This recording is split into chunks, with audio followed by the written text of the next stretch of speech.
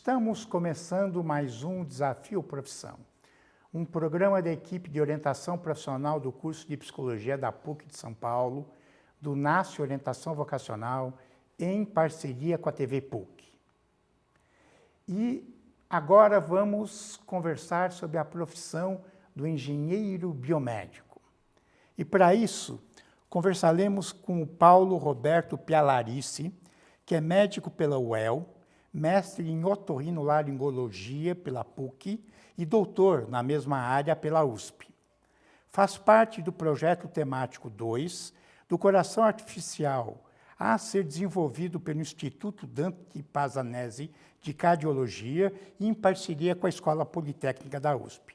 Foi mentor e coordenador do curso de graduação em Engenharia Biomédica e implantou os laboratórios de tecnologia biomédica no Parque Tecnológico de Sorocaba. E o Leonardo Gonçalves, que é engenheiro biomédico pela PUCSP, especialista em assuntos regulatórios, coordenador do grupo do Inmetro na ABMED, Associação Brasileira da Indústria de Alta Tecnologia de Produtos para a Saúde. Eu agradeço a presença de vocês. Poderíamos começar com um caso, uma situação engraçada na área. Eu agradeço a participação, agradeço ao senhor, professor Silva, a professora Ana Bock. E eu gostaria que o Leonardo começasse contando alguma coisa, já que ele é da nossa primeira turma de formandos da Engenharia Biomédica da PUC de São Paulo. Obrigado pela palavra, agradeço o convite da PUC para apresentar um pouco sobre a engenharia biomédica. Algo engraçado e curioso da área de engenharia biomédica é quando alguém te questiona: o que você faz? Eu sou engenheiro. Ah, mas qual engenharia? Engenharia biomédica. Aí todo mundo para, aquele silêncio. Engenharia biomédica? O que é engenharia biomédica, né? Muitas pessoas ainda não têm o conhecimento do que é engenharia biomédica por ser uma área nova e estar começando no Brasil, apesar de já ter sido bem desenvolvida no exterior. Quer dizer, as pessoas ficam com cara de ponto de interrogação. Exato. Mas, na verdade, é assim. As pessoas não conhecem a profissão de engenheiro biomédico, principalmente no Brasil, mas conhecem os produtos e os equipamentos e as ações dos engenheiros biomédicos. Exato. Você estava esperando agora há pouco uma notícia do seu netinho que a sua filha está grávida, para saber se é menino ou menina, e isso só foi possível graças ao advento, o desenvolvimento de um produto que é o ultrassom. E o ultrassom, quem desenvolveu, quem descobriu, quem fez, foi um engenheiro biomédico.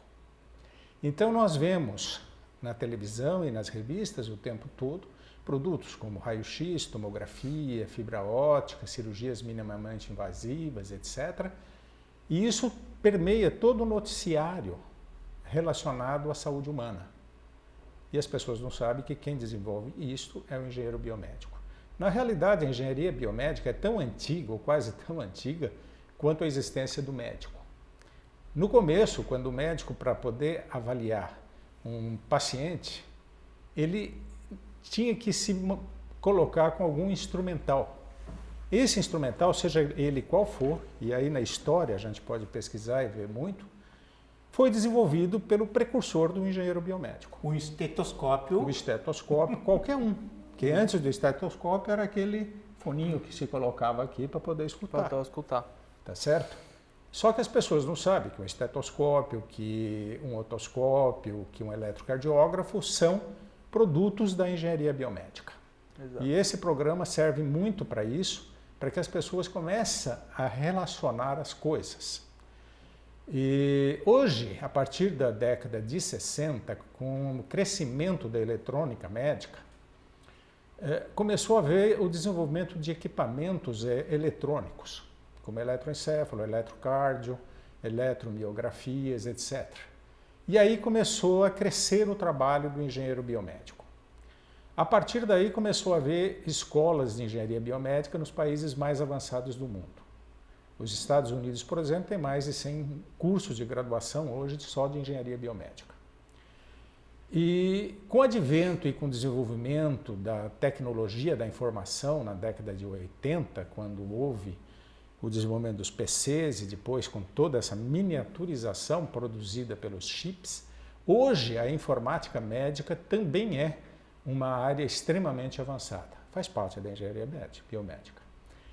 E nós tivemos aí o exemplo na abertura da Copa do Mundo de um deficiente físico que, usando um exoesqueleto, fez o chute inicial da Copa do Mundo de 2014. Isso só foi possível graças ao trabalho dos engenheiros biomédicos da Duke University nos Estados Unidos. E essas coisas estão sendo desenvolvidas em dezenas ou centenas de universidades pelo mundo. No Brasil, essa área de alta tecnologia tem algum espaço ou vem tudo de fora? Não. Até uma pergunta interessante, porque eu trabalho numa empresa multinacional. Eu trabalho na GE, na General Electric, na área de healthcare, área de saúde, e ela já adquiriu, nesses 2 últimos anos, 2 empresas nacionais. E 2 empresas nacionais consideradas realmente altas competidoras das empresas multinacionais. É até uma estratégia das empresas multinacionais fazer esse tipo de aquisição, porque a gente tem bons produtos desenvolvidos no Brasil, sim. Tem muito esse conceito de que tudo é desenvolvido lá fora. Não, há nacionalização também, há o desenvolvimento aqui no Brasil. É algo que está ainda crescendo, ainda em desenvolvimento? Sim, está.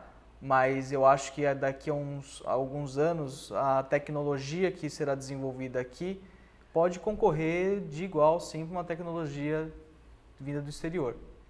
O engenheiro biomédico é um inventor? Então, o engenheiro biomédico ele tem inúmeras funções. O engenheiro biomédico pode ser quem faz a manutenção dos equipamentos já desenvolvidos, portanto, ele é uma pessoa essencial no funcionamento dos hospitais e das clínicas e dos laboratórios. Ele pode ser um desenvolvedor, portanto, ele pode estar em centros de pesquisa.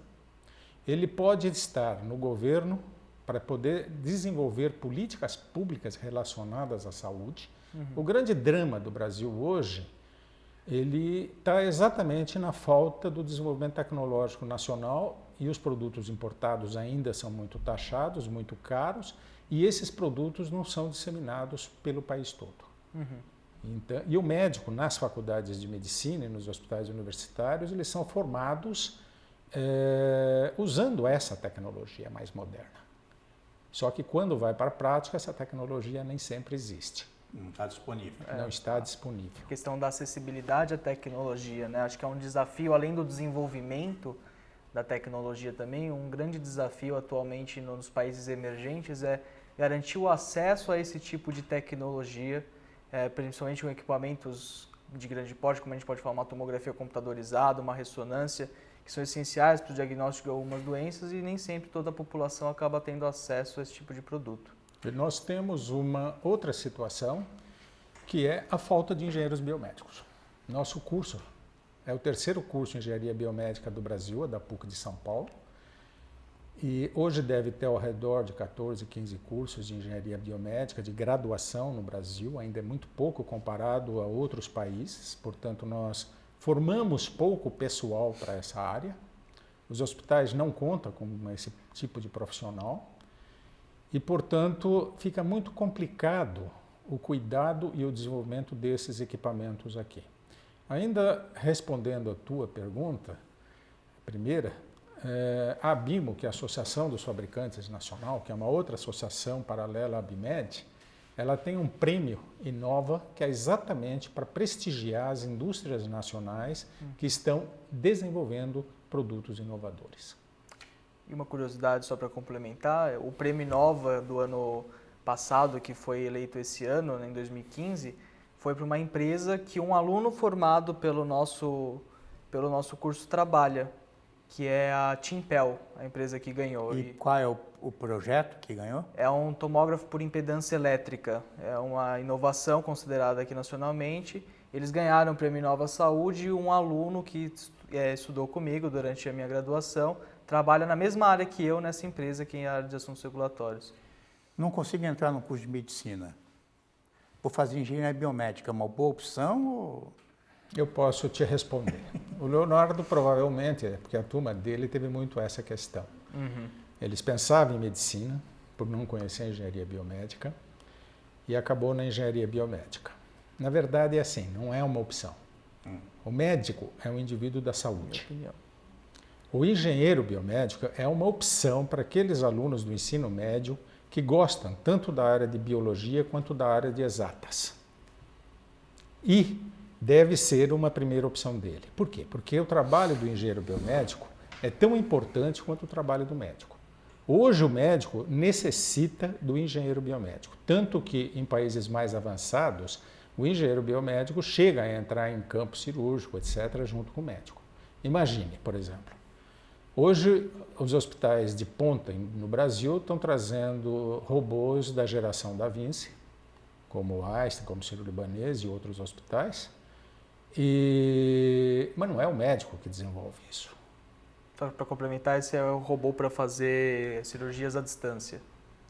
E com isso, veja, o engenheiro biomédico teria que estar próximo, e no caso as empresas fornecem essa situação, para qualquer tipo de manobra, qualquer tipo de procedimento ou qualquer complicação que exista com o aparelho poder ser resolvido em loco.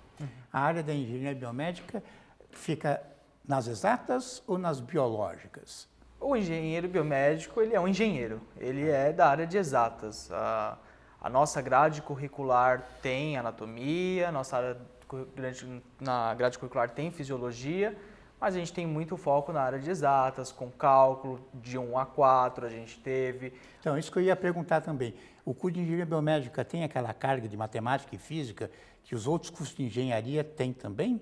É assim, se você for querer unir os conhecimentos de engenharia e de medicina, você vai ter um curso de 10 anos. Para tentar resolver essa situação, nós importamos na medicina, hoje na medicina já tem mais de 30 escolas com metodologia ativa. Nós importamos e implantamos o nosso curso da PUC de São Paulo em metodologia ativa. Na metodologia ativa, o aluno participa do seu próprio aprendizado. Com isso, nós conseguimos otimizar e dinamizar o acesso ao conhecimento. Ao invés de ficar só à base do conhecimento tradicional do professor, que ele transmite em sala de aula, o aluno vai a campo em pesquisa, na resolução de problemas, na elaboração de projetos. E aí nós adotamos no nosso curso o aprendizado baseado em problemas, o aprendizado baseado em projetos, o aprendizado baseado em pesquisa e a problematização segundo os critérios do emérito professor Paulo Freire aqui da casa. Quer dizer, quem gosta de biologia e matemática e física e química também? Todos. Todos. Sim. Bioquímica, Uma boa biomecânica. opção é a engenharia biomédica, ela consegue juntar todas essas coisas. Nosso organismo é a máquina mais perfeita já criada nesse mundo. Envolve todas essas áreas. O nosso corpo, o nosso organismo envolve todas essas áreas. Tem a matemática, tem tudo envolvido, porque a cada passo que a gente dá tem toda uma mecânica por trás que envolve cálculos para se estudar isso, equilíbrio de forças. Então, assim, a maioria das áreas que a gente tem na nossa grade curricular do ensino médio, ela é abordada, mas como o professor Paulo falou, de uma forma um pouco diferente. Através de pesquisas, projetos, é que a gente vai aprender o cálculo que tem por trás daquilo, a física, a biologia, a biomecânica, através de problemas e projetos que a gente tem em situações reais. Então, muitas vezes a gente aprendeu o cálculo de força que a gente tinha que fazer para um movimento para tentar desenvolver ou calcular uma prótese para um ser humano. Então, isso é muito interessante, porque você, através de equipamentos que você precisa criar ou situações que você precisa resolver, não precisa ser criar, às vezes, uma manutenção de equipamento, você aprende conceitos que estão atrelados àquilo que vai ser o resultado. Então, isso é uma coisa muito interessante. E uma coisa muito boa nessa metodologia que a gente adota, que hoje os países mais avançados já estão adotando na maior parte dos seus cursos.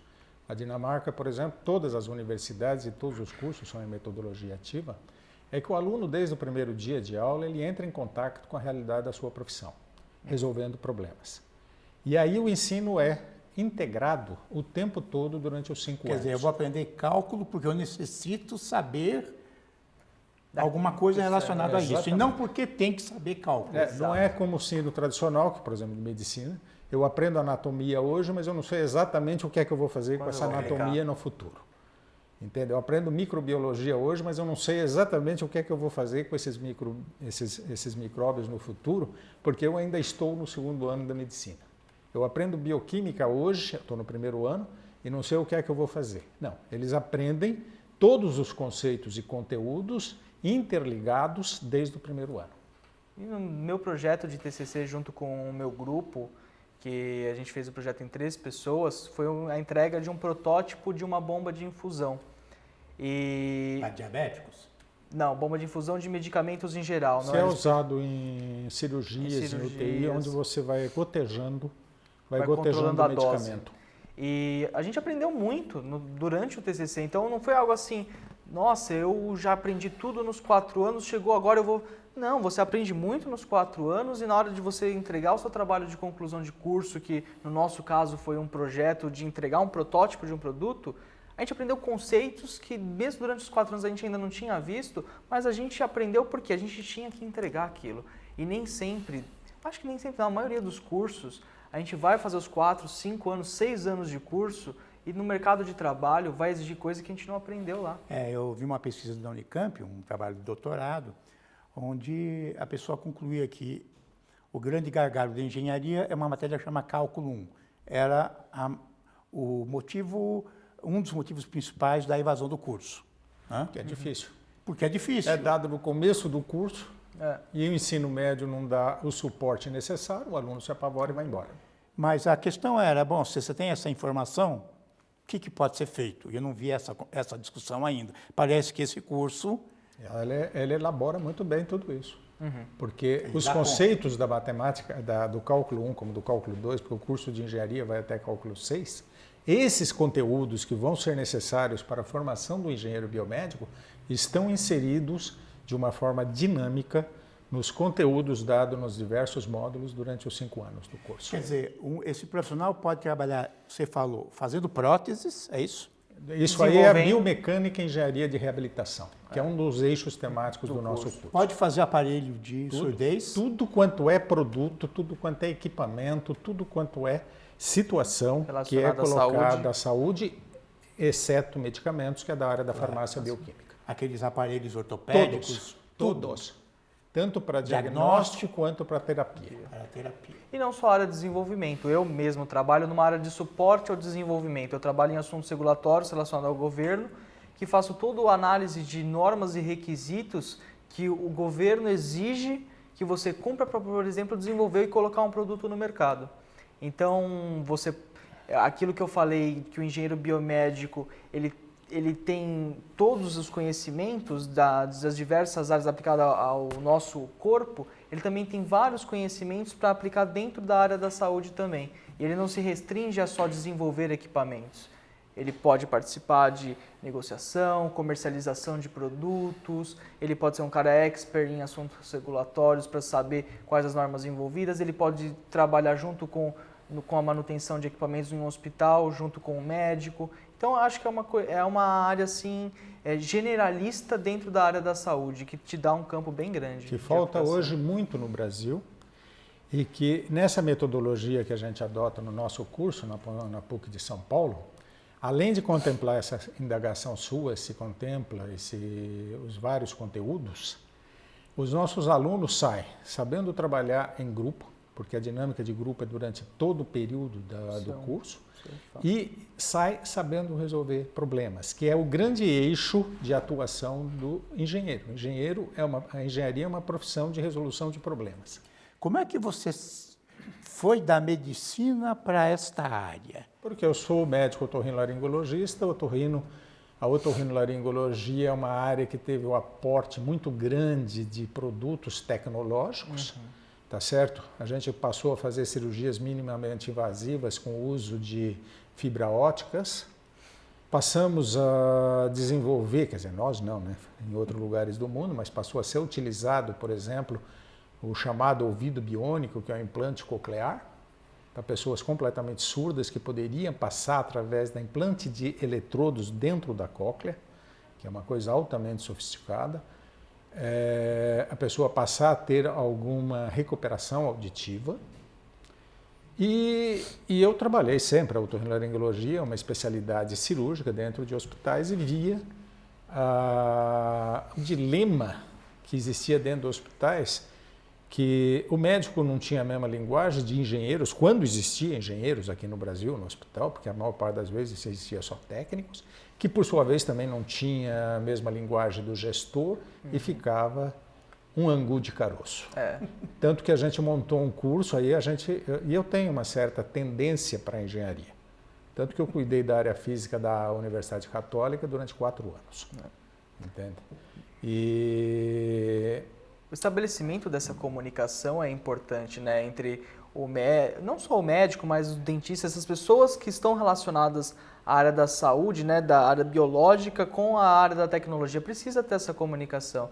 E eu acho que o curso de engenharia biomédica é um facilitador para estabelecer essa comunicação de forma bem feita.